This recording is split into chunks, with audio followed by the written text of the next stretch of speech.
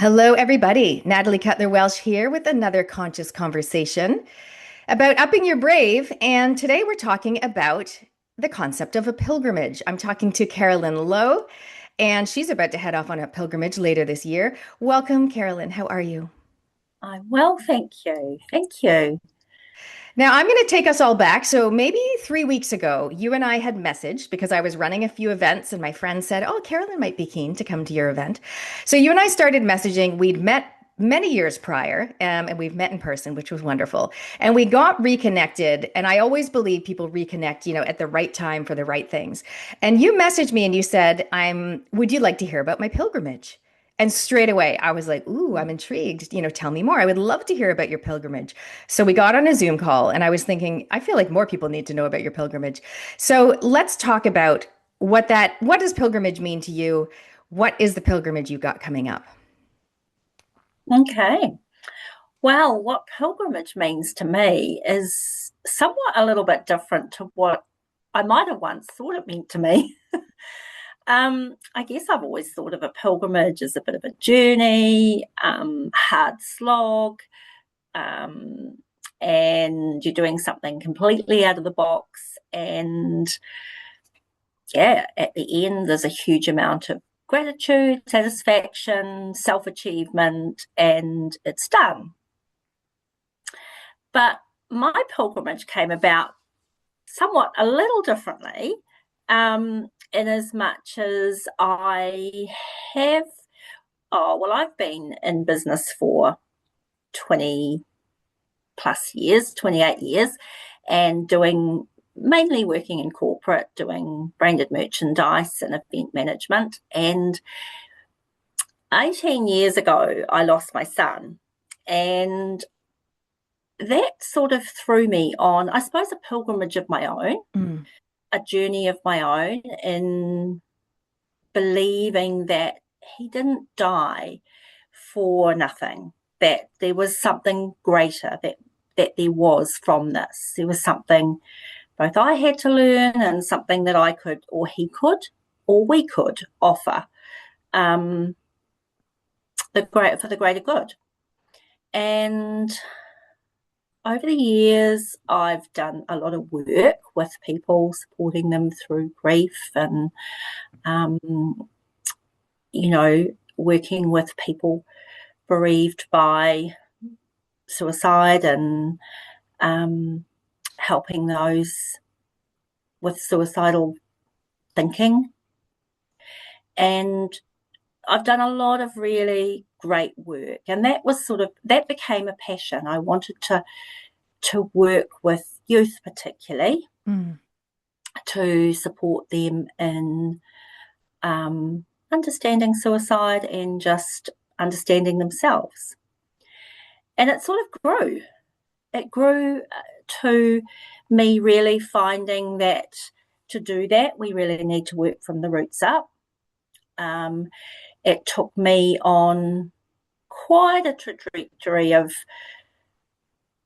learning to cope with grief, learning to find myself again, learning to support a younger child, um, and yeah, it sort of it became something that I knew there was a lot more to, and I helped found a charity within New Zealand, and we travelled New Zealand educating, and that was very successful.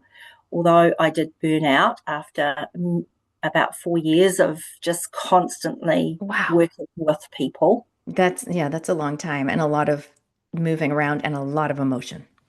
Yeah, and I was doing it part time, um, voluntary, most of it, and working a 40-hour week as well. Wow. And sustaining and a home as well, and it just got to be all encompassing, and yeah, I burnt out, but still wanting to do the work, still wanting to support youth. And I guess through that too, I also learned the importance of being able to speak your truth and ask questions, and have somebody that was open to speaking about whatever. And so after that, I pulled back quite a bit, and I was looking for something, and I found a project in India which really touched my heart, and it was working with youth and giving them opportunity from the roots up.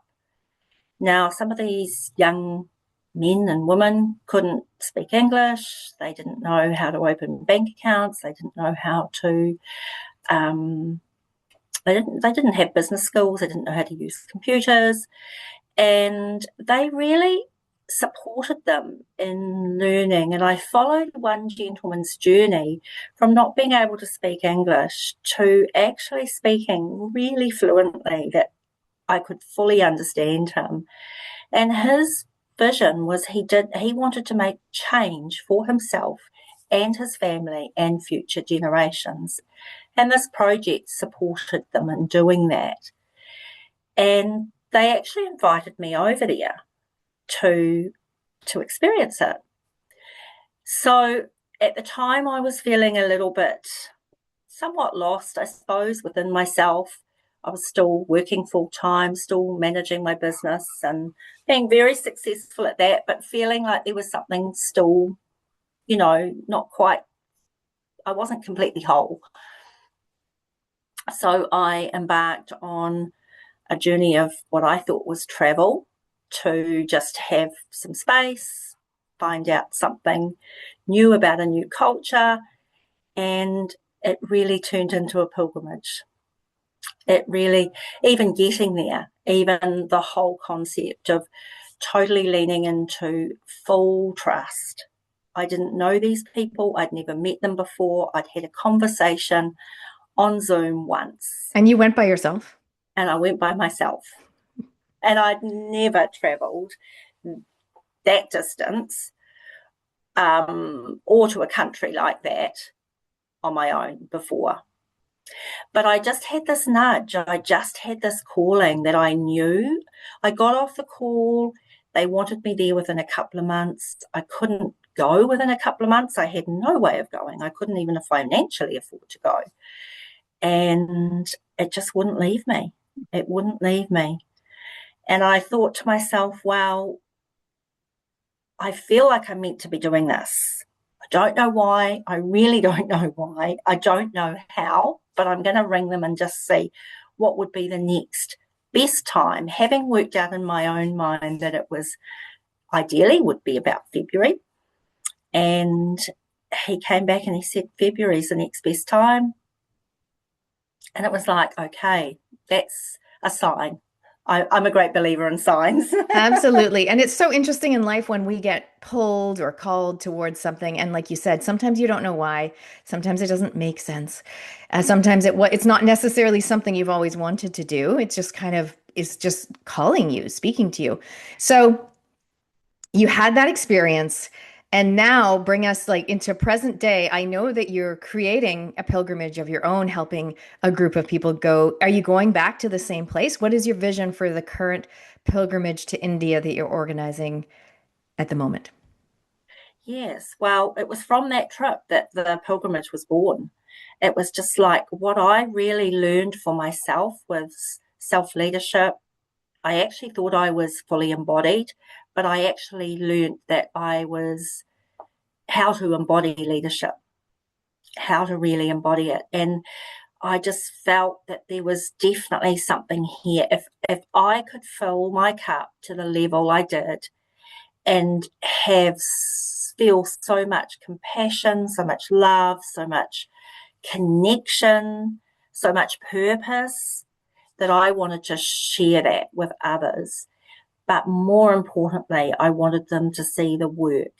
I wanted them to see how beautiful it was to make change from the roots up.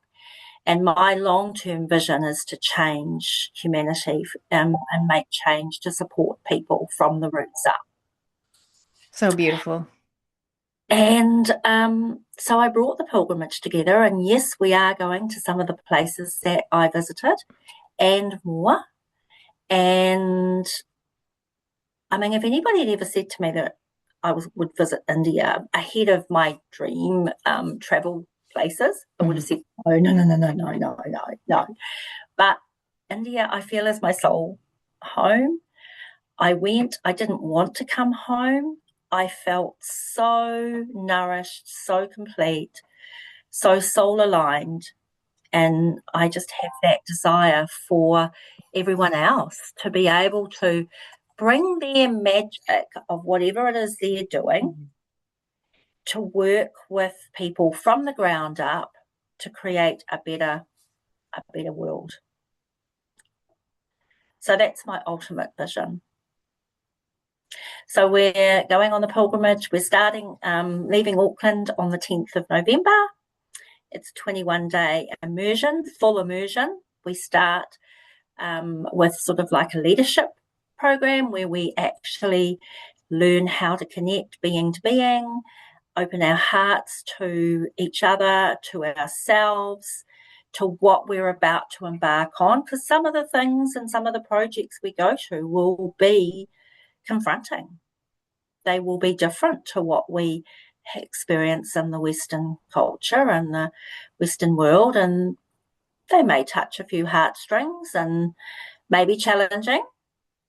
But with this support, we actually can. And I remember sitting in a brothel and having this incredible judgment come up of this beautiful young girl sitting there and this guy coming up to her, and it just made my stomach turn. It just made me feel really, really uncomfortable, really judgy, and I didn't like what I was experiencing in the moment. So I used tools that I had learnt in the initial stages of the opening our hearts to another culture, opening our hearts to each other, and changed that instantly, just like that, while I was sitting there. And that made the world of difference, because then I could see her for what she was and how she'd achieved, how she'd got there. I could see him for what he was, and it was what it was. And the experience was really humbling. And yes, it was sad, but it actually shifted me to a level of seeing judgment, and reflecting on that, and being able to sort of say, well, they actually know no different. And I as soon saw a as I, video, sorry, I saw a video recently. There was a teacher or somebody that you had, there's some kids learning something. Is that part of what you're going to be doing, is visiting some children as well? yes, we're going to a school in poverty, and just the connection that we create with these children, and vice versa, the connection that they create with us. And that may open the doors of opportunity for people on pilgrimage. It may open the doors of being able to find their own purpose. It may open the doors for support. It may, who knows?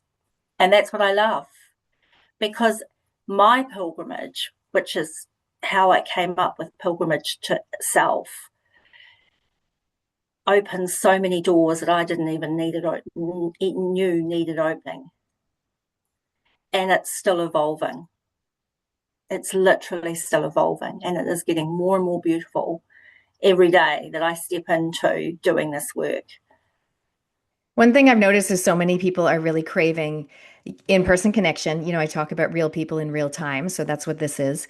Not just watching something on Netflix, actually being there, real people, shared experiences with other people. And the key word being experiences. So it's not just an event, it's an experience and making memories, probably creating lifelong friendships. And again, it's not just tourism as well. Tourism is great and going and visiting places. But when you have something that has a little bit more of a deeper intention, I feel like you're going to walk away with more of an enriched experience. So if someone's intrigued, if someone's listening going, oh my goodness, India wasn't necessarily on my list, or maybe it was, Mm-hmm. and they're intrigued to learn more, what can they do to get in touch with you, Carolyn, to have a conversation? Well, they can email me directly at carolyn@cmlpromotions.co.nz, or they can check out my Facebook, Carolyn Lowe, or they can check me out on Instagram and just DM me. Sounds good. So they're leaving in November. Incredible. So comment below if you've been on a pilgrimage recently. Maybe you might want to comment with inner pilgrimage, or you've actually been on some sort of traveling type of pilgrimage. But I feel like we're all always learning, and this is the key: is thinking like we and open to the opportunity and going, I don't really know why this is calling me, or I don't really know exactly what I'm going to get out of it, and being open to the magic that can happen on a trip like that. Thank you for sharing about it today. Is there any like final story or and message that you want to share with us? Well, I just like to say, trust the nudge Mm. because, I trusted the nudge and I trusted all the way through and I got way more than I ever thought I'd get. I feel we see more, I feel we feel more, and I feel we connect more deeply when we actually follow that nudge without having to have a reason or understand it. And that's a biggie in itself, just trusting. Beautiful words to finish on. Trust the nudge. Thank you, everybody, for watching. Please go ahead and share this with anyone if you think that they benefit from watching it. And thank you, Carolyn, for sharing with us your vision and your upcoming pilgrimage. Thank you. Mm-hmm.